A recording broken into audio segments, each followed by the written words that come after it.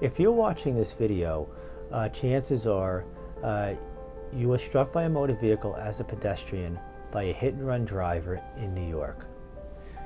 If that's the case, first, I'm sorry that this happened to you, and I hope you're getting the medical attention that you need.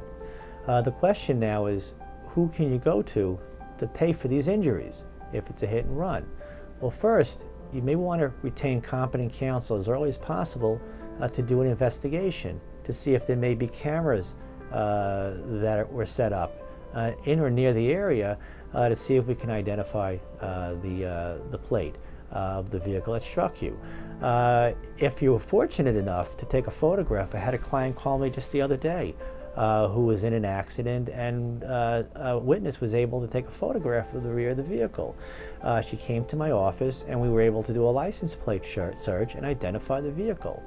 You don't want to leave the scene. You want to make sure the police arrive. You want someone to call 911 so it can be documented. It can be on paper in a police report that it was a hit and run. If there were witnesses there that are able to provide a plate number, you want that documented, on the police report as well. Very often the police officers will run a search of the plate at the scene of the accident.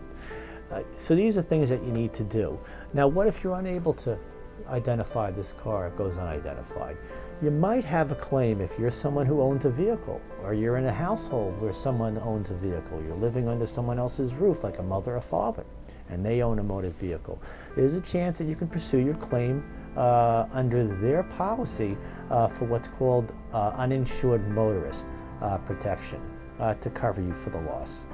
If that's not an option, there's another avenue that you could potentially go, and that's through what's called MVAC, the Motor Vehicle Accident Indemnity Corporation. They're an entity that was set up through the government, and they step into the shoes of the one that caused the accident, and they act as the insurance carrier. But you need to show that it's an unidentified vehicle that left the scene, and that there's no other coverage available to cover your loss.